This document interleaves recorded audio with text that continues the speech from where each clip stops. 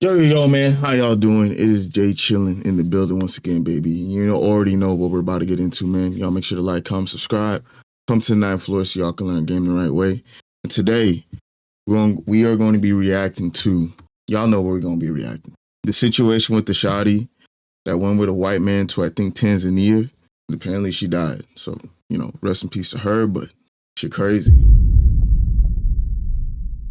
Let's go ahead and get into the situation. See what the word is on it, because apparently shawty was a divester. Which means she don't like niggas. She was telling all the black women to stop fucking with niggas. She got murked by a white dude. Let's go ahead and get into it. It isn't uncommon to see black women dating white men that make less money than them. In fact, many of these beautiful black women are even taking care of some of these white men. And that's really unfortunate, but that's not all black women, especially if you're beautiful like Ashlee Janae. By the time November 2025 came about, Ashlee Janae was not dating just any white guy. She was dating a white guy that was really ballin', and his name was Joe McCann. You see, anybody can. It's always bald white niggas that got bread, bro. Always bald white niggas that got bread. I don't know what it is, but like the niggas that be in your girl's DMs offering to send her money, bro, 9 times out of 10 they be bald as shit. And I don't know what it is. I don't know if it's like you lose the hair on top of your head and you feel like you just gotta start tricking. But like majority of the time you see these dudes, dude, I got multiple girlfriends or doing multiple whatever, bro, they're usually bald old niggas. And I don't know what the reason is. I don't know what the reason fake it on YouTube or fake it on social media, but not Joe McCann. Joe McCann is the CEO of Asymmetric. Asymmetric is a company that has a dual vehicle structure.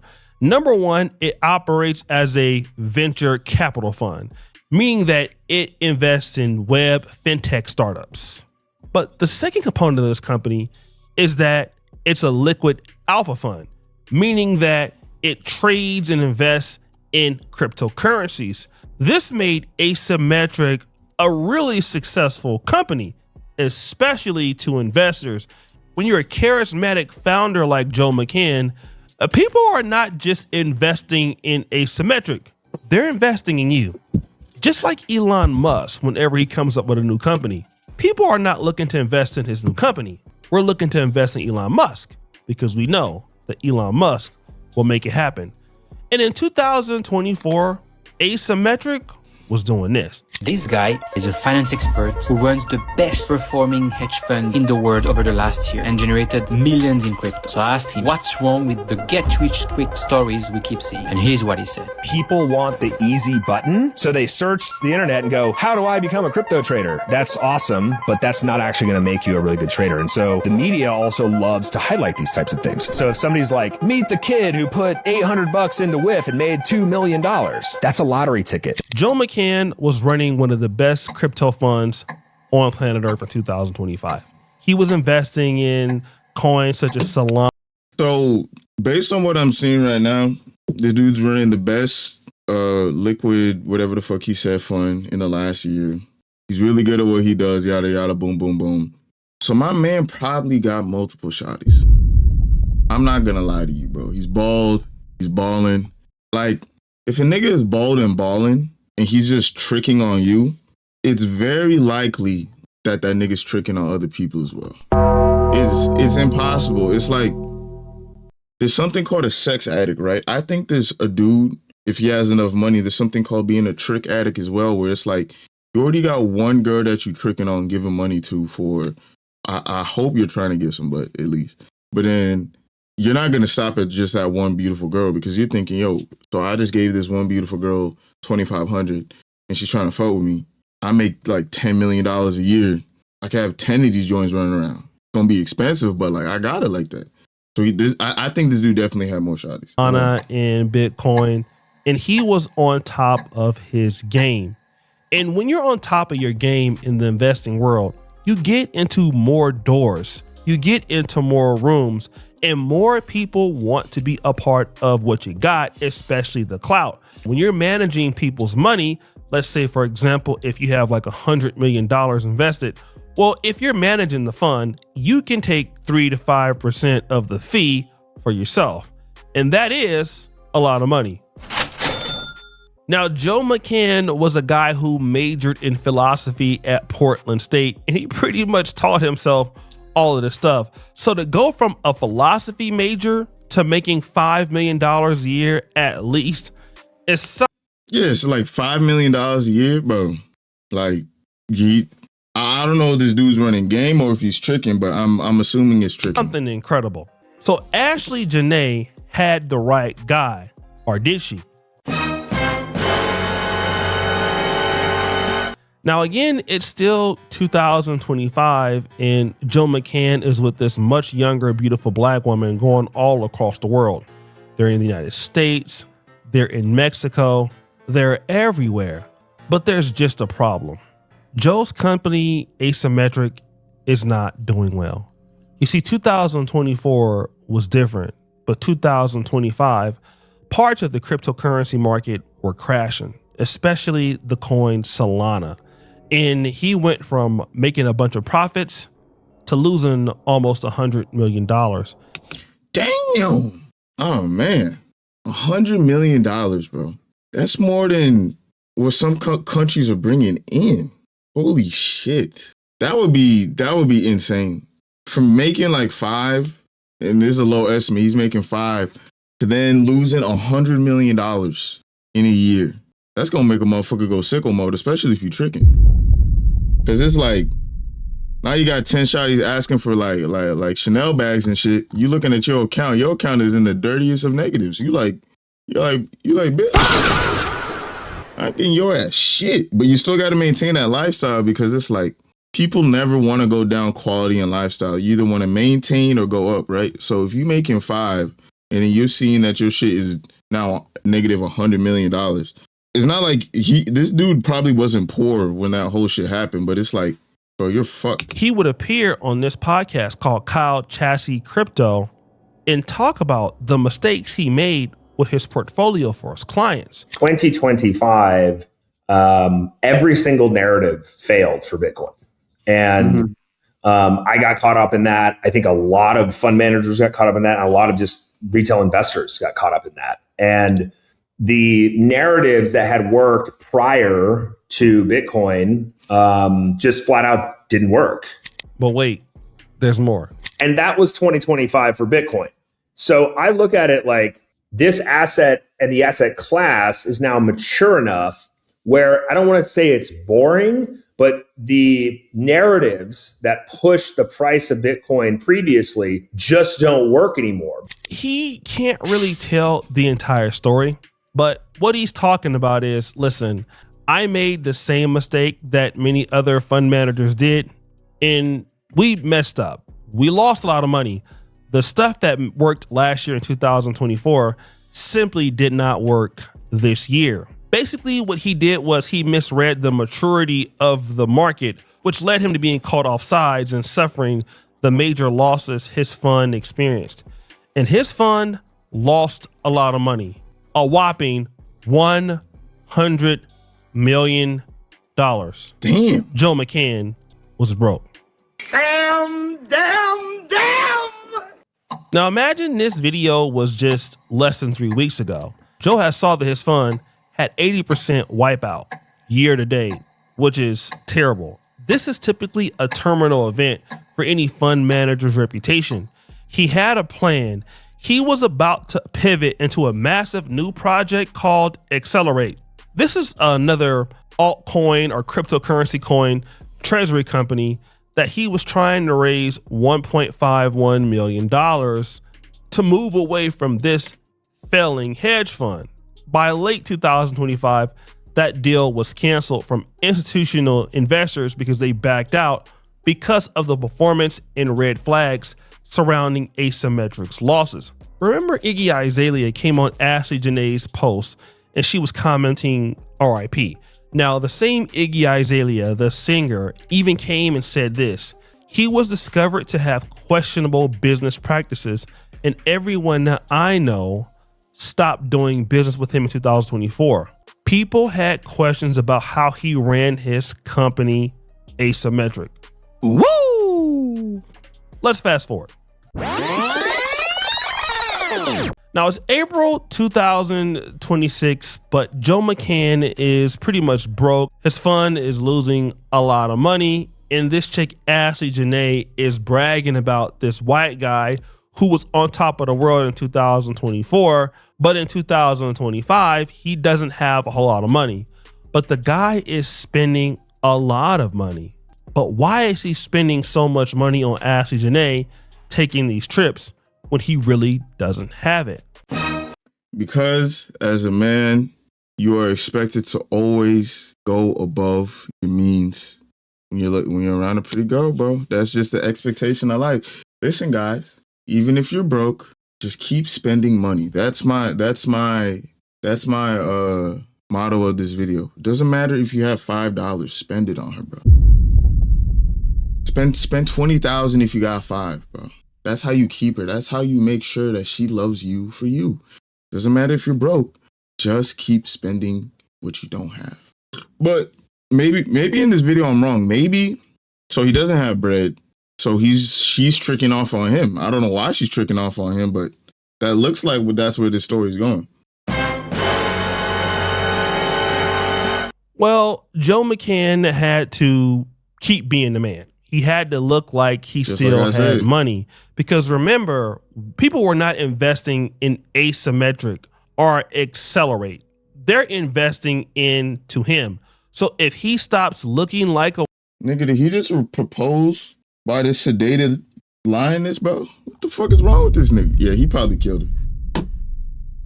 He proposed while walking with the sedated lion, bro. You can tell this lion's fucked up, bro. Just look at her eyes. She don't even know where the fuck she at. She don't even think she in Africa right now, bro.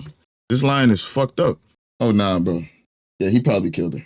Damn, bro, I feel so bad for this lion. That's fucked up. Winner, then investors panic and then they pull out their money and then the fund goes down even more. He also needed to leverage for the next pivot. And having a beautiful young lady like Ashlee Janae was the issue. He needed to maintain social capital with Ashlee. Now, he may not have loved Ashlee, and we're going to find out that he didn't, but this is what he was doing. His brand was built on being the wealthy benefactor fiance. That's what he was doing. But then here is the terrible part. Joe McCann and Ashlee Janae got to Tanzania around April 4th, at least from what I seen. She posted on April 5th. That's the last time we heard from her. We didn't hear from her on April 6th, April 7th, April 8th, April 9th, April 10th, April 11th, April the 12th. But we do see that while this girl is missing and most likely dead, what do we see Joe McCann doing? What? Yeah, Joe McCann is literally on X trying to find new people to invest into his stuff, not worried about his deceased fiance or girlfriend. Let's look at this. April the 7th. We most likely believe that she's dead. He says this: the top 30 most in-demand startup secondary shares in Q1 2026. No surprise, AI and defense techs are at the top of the list. It's interesting. He's not. Bro, if you killed somebody, bro, and I'm not saying y'all should kill somebody, but I'm saying if you like, do people really expect you to be posting like you?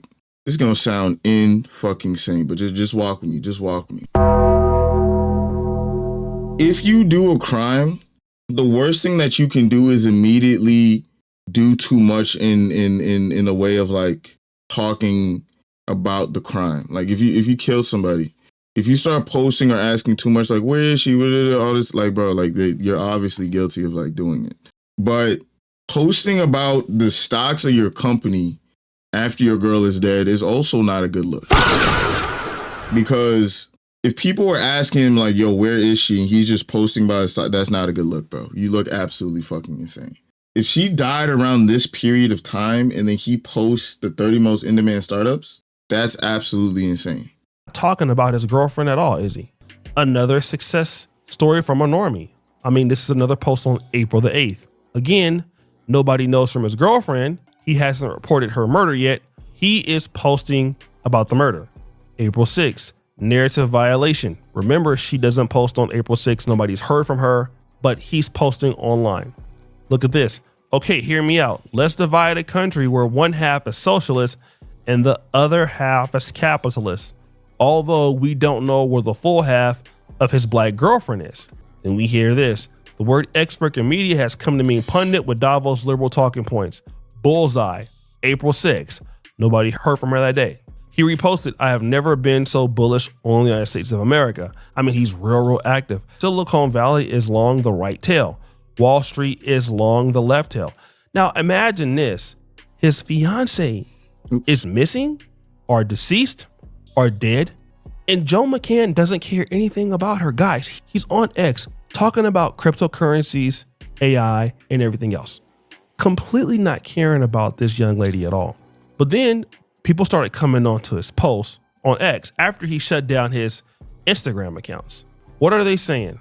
Please, can we know exactly what happened, Mr. Man? Woo! Your wife just died and you're on here talking about AI success stories? Oh yeah, you definitely need to be investigated. That's crazy.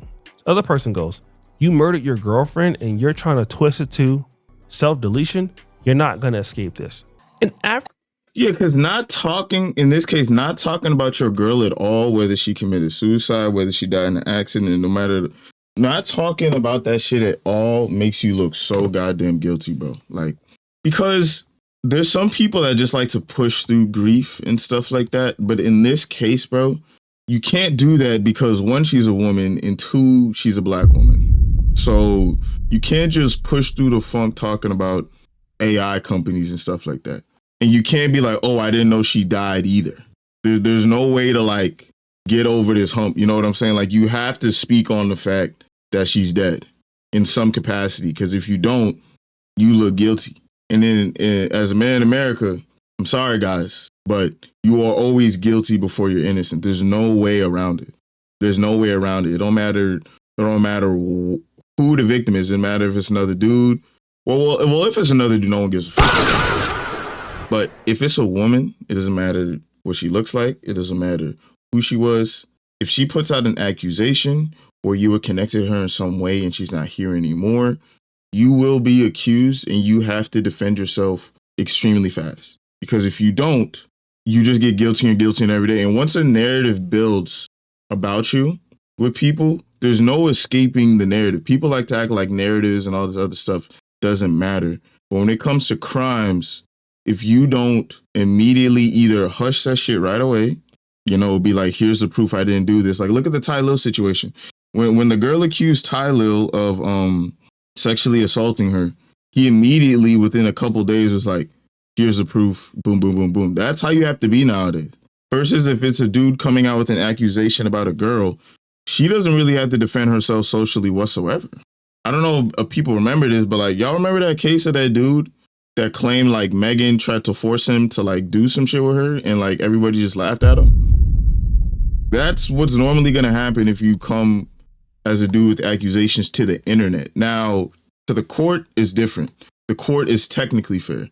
But if you come to social media as a dude accusing a woman of doing anything and she's either decently liked or no one has an opinion on her, bro, you're going to get fried. There's no escape from it, bro. So yeah, this dude probably did do that shit. Really doing the research on Joe McCann. I mean, this guy is a complete narcissist or sociopath. He never really cared about this lady in the first place. I don't know, they may have gotten into an argument or gotten into some level of a disagreement and he took it out on her. I don't know if it was the pressures of losing all that money, but realistically, she was just a means to an end. He most likely deleted her and got rid of her and didn't even care about her life. He went on as if nothing had happened.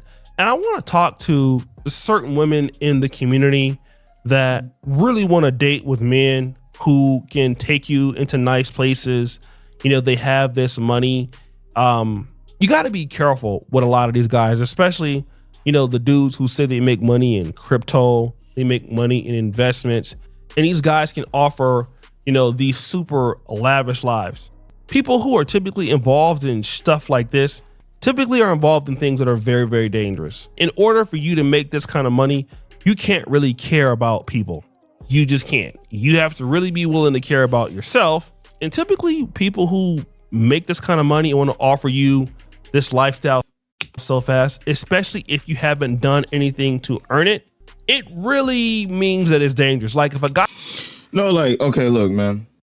I had this argument with my mom, right? I said, yo, mom, there's no ethical billionaires. There's no people that can amass that amount of money and still be right in the head. And this dude's agreeing with me because it's like, after a certain point, right?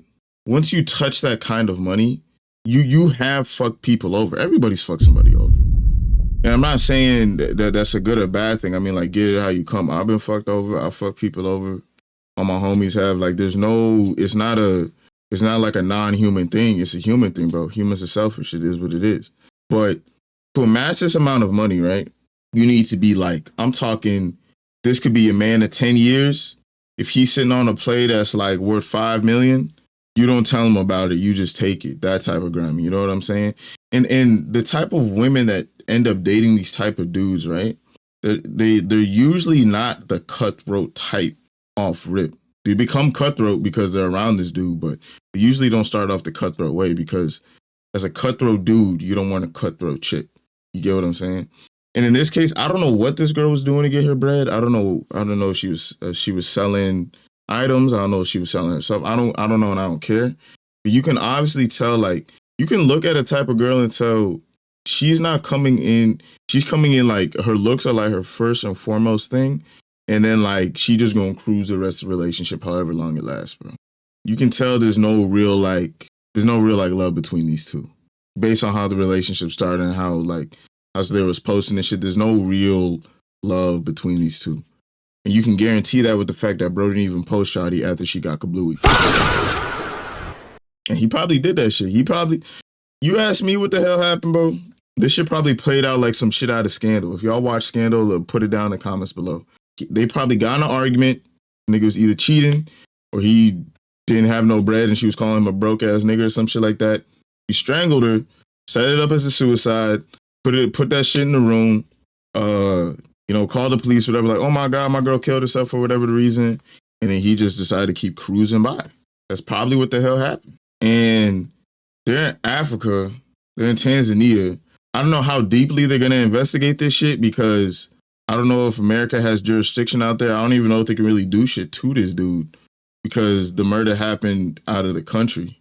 But I know like people in real life are going to be on his ass, but bro, this is going to be like another Casey Anthony situation, bro. I'm telling you. Whereas like everybody assumes, because he's not been legally proven to have killed this shawty, that he killed her, which he most likely did. And as long as he keeps thugging it out, I don't know if how he gonna make any more money with a dead black woman under his belt, but yeah. Guy comes into your life within 6 or 7 months, and he's doing all of these crazy, exciting things for you. Then ask yourself, do you feel like you're special? A lot of women think that they're special, but you really got to check that. You can't really be accepting stuff from these guys you don't know, especially if these guys are Caucasian. Tariq Nasheed said something that was really important, and I really want to play that right now. When you're dealing with somebody in an interracial relationship, you're a black person dealing with somebody in the dominant society, and you get to arguing with them. You're dealing with a system. See, your white partner knows exactly what they represent. They know they got a system to back them up, a system that is on code with them. So in a domestic dispute, they will weaponize their racial privilege. They know the authorities in the justice system is designed to protect them and criminalize you and give them a pass. So you put yourself right in the belly of the beast. Don't think these people don't know that with the white T-men and the white women too. All the white women know this too. They know it. You do not be confused, family. Trick argues that if a black person is not just arguing with an individual partner, but dealing with a system, when you have a conflict with the person from the dominant society, they understand that they represent the system to back them up. Now imagine this man would have never did this in America because he would be caught. Yeah, like you see what I'm saying? Yeah, like if he was planning to kill her, If he was playing the killer, of course he did it out of country because it's like you're a white man in a different country, bro. They're gonna let you rock, bro. There's nothing's going to happen in that country. Now, if he comes back to America, he's gonna get scrutinized. But like, bro, look at our government. Our government 2 weeks ago was telling us, yo, you could run them fraud up to $2 million, bro, and we won't say shit. Like, under the Trump administration, this is a circus. This is a circus, and if you just know the right people, you shake the right amount of hands, bro. It's literally like that TV show Scandal, which I'm watching right now. It's literally like that TV show Scandal, where if you know the right people, you grease the right palms. Getting away with shit is not that difficult because these people will cover it up. They won't push the story out in the narrative. Like, these people know what they're doing. It's a system. It's a system. They see a problem and like, okay, we're just gonna put this over. And that's literally what's gonna happen to this girl. It's unfortunate. But in Tanzania, he felt, listen, I'm a white guy. She's black. She's from America. It's gonna be easier for me to say that, you know what? I walked in and she hung herself. Well, the chances they could believe it are possibly true. You know, you got an American that died in Tanzania, in East Africa. And to be honest, a lot of people in East Africa favor white people. It's something that can be very believable. And he can walk away with this because he knows he has racial privilege. And whenever I see like white dudes complain like on Twitter or Instagram about like how like all the women want to just like smash other races, I'm like, bro, y'all not understand that like if you go to any other different country, bro, y'all are like beloved, like y'all are Jesus Christ. Like, colonialism is so engraved into so many different countries' heads. Like, you could be the most useless, pathetic dude in this country, in America, right? If you somehow scrap enough to get a plane ticket and go start a new life somewhere else, bro, a woman will take care of you just off the strength. And it sounds crazy, but I've seen it happen too many times, bro. I've seen it happen too many times on the internet where like these dudes are some of the most racist, pathetic people on the planet. Incels in America. They'll go somewhere else, bro. And there's a woman out there because like she's coming from a third world and she's just like, she needs someone. She will deal with the nonsense. I'm telling you. So that's probably why he's going to get away with this shit. Oh shit, I muted it. And this is what a lot of black women will have to understand when you're dealing with white men. Same thing with black men and white women. They have an advantage over you. They have an advantage over us. We think that it's equal until it's too late.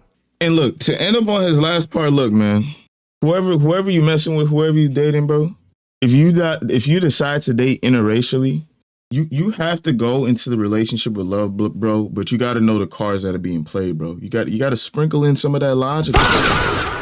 Like, I'm not saying ever that, yo, if you're a black dude with a white girl or you're a black woman with a white dude, that one day your partner gonna wake up and just be like, all right, let's get racist. Let's get funky in this motherfucker, right? I'm not saying that, but I'm saying you have to be aware of the fact that y'all live like two completely different lives. And I do think finding compromise and finding love in interracial relationships is much harder because, like I said, the playing field isn't as even though it might seem that way in the beginning. But as it goes like deeper down the line, you start to realize, oh yeah, either my family's racist or your family's racist. Like that can cause issues. Like people like to act like families don't matter in relationships or friends don't matter in relationships. But it's like, if all your homegirls have like some racist platitudes about black dudes or like fetishes about black dudes, I'm going to assume you got that shit too. And it's like, I'm not going to tell you to cut off all your family, but like if you were raised in a household of all like this pent-up racism or pent-up hatred for me, for the color of my skin, that shit's eventually going to come out whether you like it or not. And you just got to be careful whenever you're dealing with other races, because universally black people ain't like nowhere, bro. Like I remember being a kid and thinking that wasn't the case, but as I got older and I would see just all these big groups just have like a disdain for black people, and you ask them, what's the reason? And then they just have some like bullshit data or bullshit quote that applies to everybody, but they only put it on black people. I was like, oh yeah, I don't like niggas whatsoever. So just be careful if you're going to step outside, you're going to step into the different oceans of the world out there and shit, man. That's all I got to say. Y'all make sure to like, comment, subscribe. Come to the ninth floor so y'all can learn game the right way. I'm out this joint, man. Peace.